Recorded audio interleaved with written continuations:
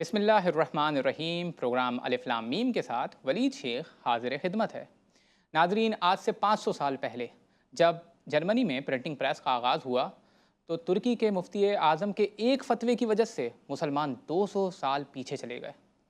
پھر یہ دیکھا گیا کہ چند ہی سالوں کے بعد اسی پرنٹنگ پریس کو حلال قرار دے دیا گیا، اور پھر یہ دیکھا گیا کہ مسلمانوں میں ایک رویہ ڈیولپ ہو چکا ہے کہ ہر نئی آنے والی چیز کے اوپر مسلمان سب سے پہلے اس کے اوپر حرام کا فتویٰ لگاتے تھے اور پھر اسی کو حلال قرار دے دیا کرتے تھے۔ یہی رویہ مائک کے ساتھ دیکھا گیا، تصویر کے ساتھ دیکھا گیا، ریڈیو کے ساتھ دیکھا گیا، ٹی وی کے ساتھ دیکھا گیا۔ یعنی مسلمانوں کا ایک گروہ ان تمام چیزوں کو سب سے پہلے حرام ڈکلیئر کرتا تھا، اور پھر وہی گروہ ان تمام چیزوں کو حلال ڈکلیئر کر کے سب سے زیادہ استعمال کیا کرتا تھا۔ آج ایسا ہی ایک اور موقع ہمارے سامنے آ گیا ہے کہ جب ہیومن ملک بینک نامی ایک چیز پاکستان میں کراچی میں جس کا انعقاد ہوا ہے، تو ظاہر ہے مسلمان معاشرہ ہے اور لوگ اسلامک ویلیوز رکھتے ہیں، تو ان کے ذہن میں بہت سارے سوالات ہیں، کشمکش کا شکار ہیں، کنفیوژن ہے کہ ظاہر ہے مدر ملک کی بات کی جا رہی ہے تو رضاعت کے حکم بھی اس کے اوپر لگتے ہیں، تو وہ جاننا چاہتے ہیں کہ رضاعت کے حوالے سے قرآن و سنت کیا کہتے ہیں۔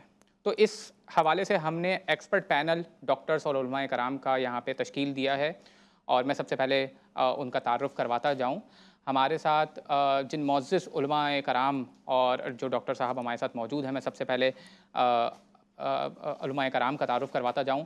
ہمارے ساتھ موجود ہیں علامہ جو بہت شائستگی اور تہذیب کے ساتھ گفتگو فرماتے ہیں، علامہ معروف عالم دین علامہ عباس وزیری صاحب۔ السلام علیکم سر۔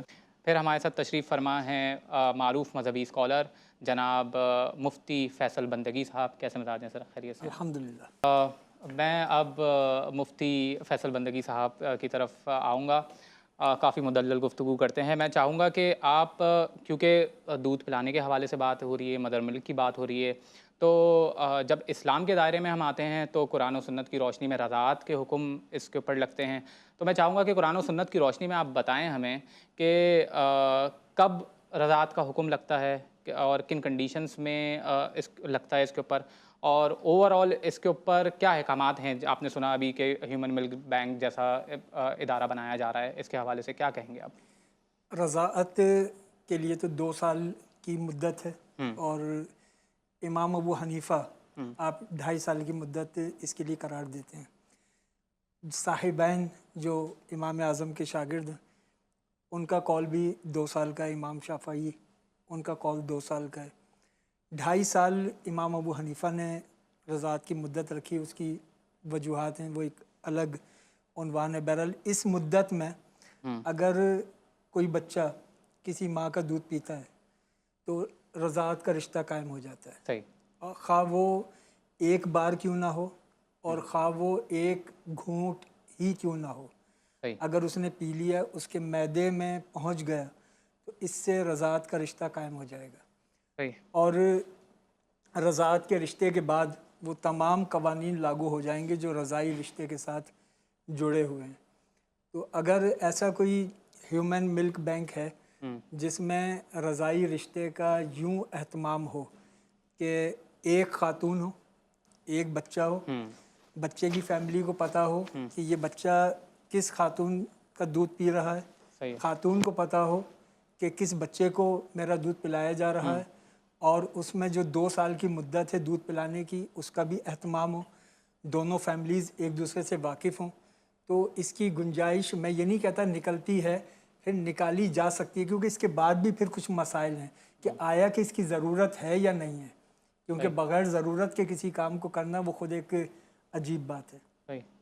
بہت شکریہ۔ اب میں علامہ عباس وزیری صاحب کی طرف آؤں گا، انتہائی شائستگی کے ساتھ گفتگو فرماتے ہیں۔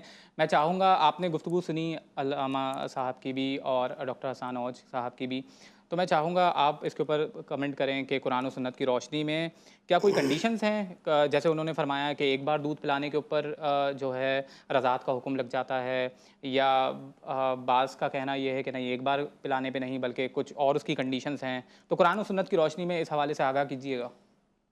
بسم اللہ الرحمن الرحیم۔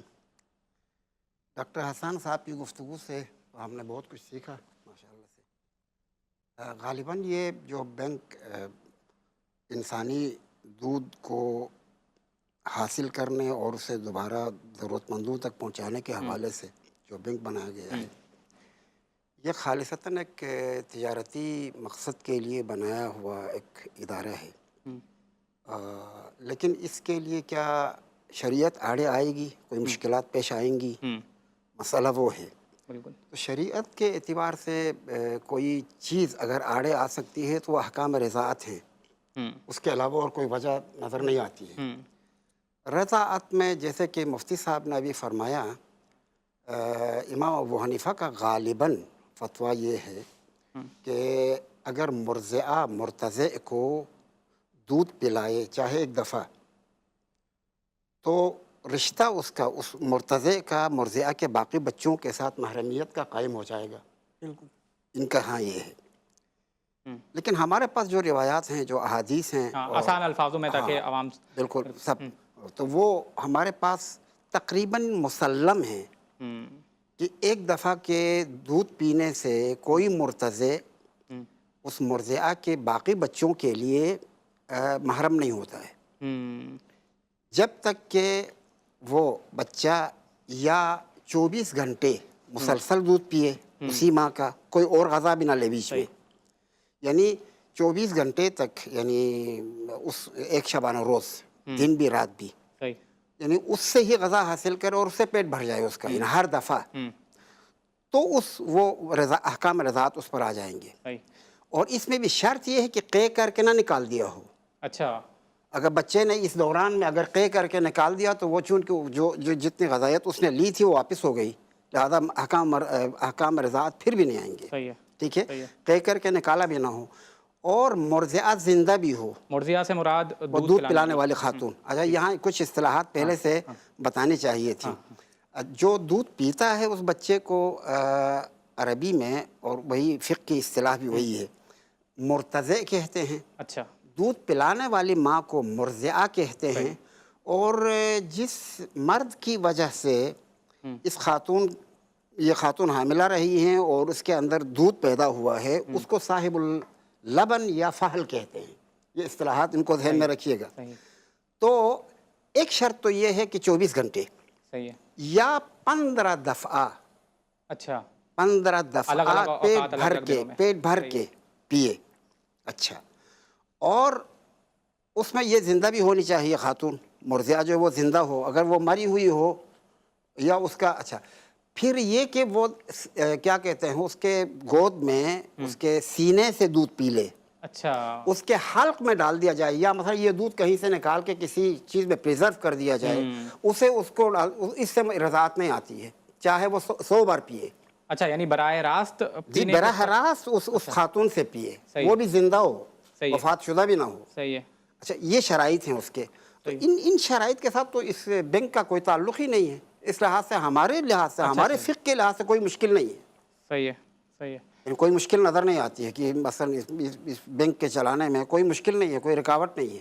صحیح ہے، چونکہ یہاں پر ایک تو بات یہ ہے کہ احکام رضاعت نہیں آتے ہیں، اچھا، چونکہ یہ کون سا دودھ کس کا ہے بالکل بھی نہیں پتہ، اور وہ بھی ہو سکتا ہے ایک دفعہ ایک خاتون کا مل جائے، دوسری دفعہ دوسرے خاتون کا مل جائے، وہ تو انہوں نے پریزرو کیا ہے، وہ دے دیا ان کو، ابھی نہیں معلوم کس کا ہے، کچھ پتہ بھی نہیں ہے، وہ زندہ ہے، مردہ ہے، 1 ہے، 2 ہیں، 10 ہیں۔ تو احکام رضاعت اس طرح نہیں آتے ہیں۔ پھر یہ کہ حلق، وہ یعنی دودھ دینے والی کے سینے سے لگ کے اس نے پیا نہیں ہے، اس میں تو ایسا کوئی اس وجہ سے کوئی احکام رضاعت نہیں آتے ہیں۔ صحیح، یہ لہٰذا یہ رکاوٹ جو احکام رضاعت والی بات رکاوٹ بنتی تھی، وہ رکاوٹ ہمارے فقہ کے اعتبار سے نہیں ہے۔ صحیح ہے۔ میں مفتی فیصل بندگی صاحب کی طرف آؤں گا۔ کیا ایسا ہی ہے کہ مذہب کی طرف سے کوئی رکاوٹ، کوئی ایسی تحفظات ہیں ملک بینک کے حوالے سے؟ کیونکہ براہ راست تو دودھ پلانا وہاں پہ نہیں ہوگا، وہاں پر یہی سلسلہ ہوگا کہ بہت ساری ماؤں کا دودھ وہاں پہ کلیکٹ کیا جائے گا، پریزرو کیا جائے گا، پیسچرائز کیا جائے گا، اور انہیں پھر ایک سیفٹی پروٹوکولز کے حساب سے کیپ کیا جائے گا۔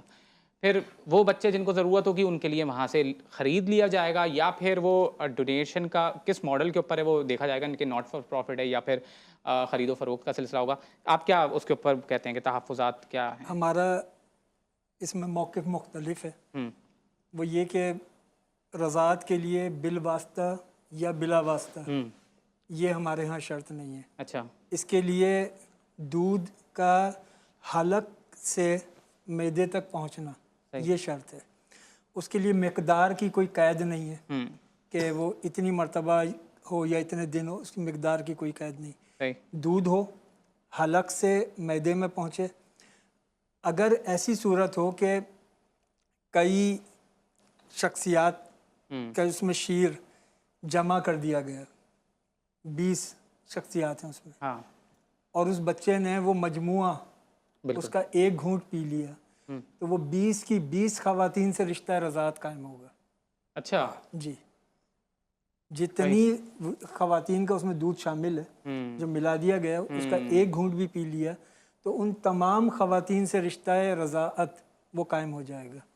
اس لیے ہمارے ہاں ان قوانین کی وجہ سے یہ جو ہیومن ملک بینک ہے اس کے جواز کی صورت نہیں ہے، اور اگر ہے تو وہ بڑی سخت کنڈیشنز کے ساتھ ہے. اول یہ کہ اس کی ضرورت ہو، دوم یہ کہ اس کے شرعی تقاضے پورے ہوں، جیسا میں نے عرض کیا کہ پلانے والی کو اور پینے والے کو اور دونوں فیملیز کو ایک دوسرے کے بارے میں معلوم ہو. پھر ایسا نہ ہو کہ بیچ میں پلانے والی بدلتی رہے، کیونکہ اس کے ساتھ پھر رضاعت کے احکام بھی بدلتے چلے جائیں گے. مستقل ایک پلانے والی ہو، مستقل ایک پینے والا ہو، اور دونوں فیملیز ایک دوسرے سے واقف ہوں.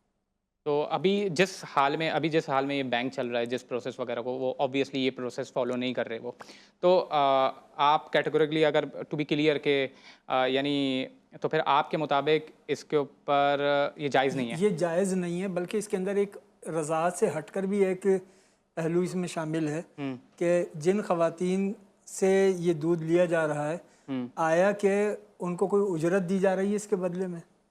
اگر اجرت دی جا رہی ہے تو وہ اجرت لینا اور دینا دونوں جائز نہیں ہے. وجہ اس کی یہ ہے کہ آپ اپنے جسم کی کوئی شے فروخت نہیں کر سکتے. تو یہ کیونکہ جو شیر ہے یہ جزو بدن ہے، اس کو فروخت نہیں کیا جا سکتا. تو اگر اس کو قیمتاً لیا جا رہا ہے اور قیمتاً دیا جا رہا ہے تو بھی یہ اس کی گنجائش نہیں ہے. اچھا، یہ خرید و فروخت کے حوالے سے بھی بات اب اسٹارٹ ہو چکی ہے، کیونکہ ظاہر ہے یہاں پہ جو کراچی میں جس کا افتتاح ہوا ہے وہ تو N G O based not for profit ہے، بٹ ویسٹ میں کافی ہیومن ملکس ایسے بھی ہیں جن کا جو فاؤنڈیشن ہے وہ بیسکلی کیپٹلزم، جیسا کہ حسان اور صاحب نے ریفرنس دیا. تو خرید و فروخت کے حوالے سے ماں کے دودھ کو خریدنا بیچنا، اس کے حوالے سے قرآن و شریعت کیا کہتی ہے؟ خرید و فروخت پر ہم بات کر لیں گے، لیکن ایک اور پہلو جس پر ہمارے دوستوں کو بھی گفتگو کرنی چاہیے تھی اور ابھی تک شاید موقع نہیں ملا، اس وجہ سے انہیں گفتگو نہیں کی ہے. دیکھیں، بچہ اور ماں کے درمیان جو عاطفہ اور احساس محبت کا جو رشتہ ہے وہ اس بینک سے تو نہیں منتقل ہوگا. اس کو جو اس کی غذائیت کے علاوہ اس کی نفسیاتی ضرورت ہے اس بچے کی، جو ماں جب دودھ خود پلاتی ہے براہ راست تو ایک خاص عاطفہ اور ایک خاص محبت اسے منتقل ہوتی ہے. یہ آپ بینک کے تھرو تو اسے فراہم نہیں کر سکتے. یہ کیپٹلزم کی کوشش یہ ہے کہ یہ سب چیزیں نکل جائیں. میں ڈاکٹر صاحب کی بات کے ساتھ بالکل 100% متفق ہوں کہ اس کے پیچھے کہیں نہ کہیں کیپٹلزم کے اہداف ہیں. یہ اگرچہ کوئی بچہ شاید کسی کو ضرورت ہو کہ وہ ہلاک ہونے والا تھا اگر یہ بینک نہ ہوتا اور یہاں سے اس کو دودھ نہ ملتا، تو ایسے موارد بہت کم، کہیں کہیں پر کوئی ایسا مل جائے گا. ورنہ ابھی تک تو تاریخ بشر میں ہمیں یاد نہیں ہے کہ کسی بچے کو دودھ نہ ملنے کی وجہ سے مر گیا ہو. ایسی مثالیں نہیں ملتی ہیں. اگر ملتی ہے تو کہیں کہیں پر. تو اس کہیں کہیں کے خاطر اتنا بڑا نقصان. اب اس کا نتیجہ کیا ہوگا کہ اب بہت سارے بچوں کو جو ماں کے ذریعے سے جو شفقت اور محبت اور انسیت اور پیار منتقل ہوتا تھا، اور بعض دفعہ ہمارے ہاں روایات میں ہے کہ محبت اہل بیت ماؤں کے ذریعے سے بچوں کو منتقل ہوتی ہے. بالکل بالکل. دیکھیں، جب ماں خود محب اہل بیت ہے تو وہ جب دودھ پلا رہی ہے تو اس محبت اہل بیت بھی اس کے تھرو منتقل ہوتی ہے. جب اتنی چیزوں کا خیال، باریکیوں کا خیال رکھا جاتا ہے تو بینک میں تو یہ چیزیں نہیں ہیں. اس کا تو کوئی دور دور تک پتہ نہیں ہے. باقی رہ گئی بیچنا اور خریدنا. یہاں انہوں نے شاید خریدنے کی بات نہیں کی ہے ابھی، لیکن بعد میں کبھی شاید خریدیں گے بھی. ابھی فی الحال تو ڈونیشن کی بات ہو رہی ہے، بعد میں شاید وہاں تک بھی بات پہنچے گی. شرعی اعتبار سے کوئی مشکل نہیں ہے. خاتون اپنا حتیٰ اپنے شوہر سے اس کے بچے کو دودھ پلانے کے پیسے لے سکتی ہے. ہمارے پاس فقہی طور پہ ثابت ہے یہ. پھر قرآن میں بھی ہے. ہاں جی، وہ یعنی پیسے لے سکتی ہے اپنے شوہر سے کہ میں آپ کے بچے کو دودھ پلا رہی ہوں، اس کو پیسے، لہٰذا یہ ایک طرح کا بیچنا ہی ہے، لہٰذا یہ کوئی مشکل نہیں ہے، یہ کوئی ایسا کوئی پریشان کن مسئلہ نہیں ہے. صحیح ہے. لہٰذا ہمیں یعنی ان اسلام میں ایک بچے کی پرورش میں جتنی جہتوں کا خیال رکھا گیا ہے ان تمام جہتوں کو مد نظر رکھنا چاہیے. اس کی صرف فزیکل نشو و نما نہیں ہے، اس کی نفسیاتی نشو و نما بھی ہے، اس کی معنوی نشو و نما بھی ہے. اس کے لیے ضروری ہے کہ ایک اچھی ماں جو براہ راست اس کو غذا پلائے، وہ ظاہر ہے اس سے حاصل نہیں ہوگا، تو یہ نقصان اس سے حاصل ہوگا. مفتی فیصل بندگی صاحب کی طرف آؤں گا.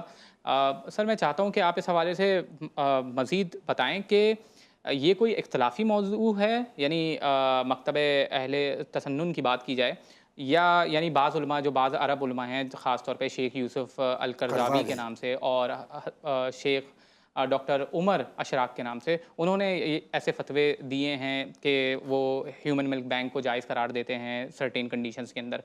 تو وہ کون سے امور ہیں جس کے اندر اگر یعنی ریکارڈ کیپنگ کا جیسے آپ نے ایک مسئلہ چھیڑا کہ وہ ریکارڈ کیپنگ کر دی جائے، اور ایک میں ماڈل کی طرف جو کویت میں ابھی جس کو فالو کیا جا رہا ہے، ڈاکٹر نقیب ہیں وہ اس ماڈل کو فالو کر رہی ہیں کہ انہوں نے ایک ٹیلرڈ اور مسلمان معاشرے کے لیے خاص طور پہ، کیونکہ رضاعت کے وہاں پہ حکم آ جاتے ہیں، ملک شیئرنگ ریلیشن شپس ڈیولپ ہو جاتی ہیں، تو اس کے لیے انہوں نے ایک ٹیلرڈ اور ویسٹ سے بالکل مختلف ماڈل بنایا ہے. اور وہ یہ کہ وہاں پہ ریکارڈ کیپنگ کی جاتی ہے اور ایک ماں صرف ایک ہی بچے کو دودھ پلاتی ہے، ٹھیک ہے.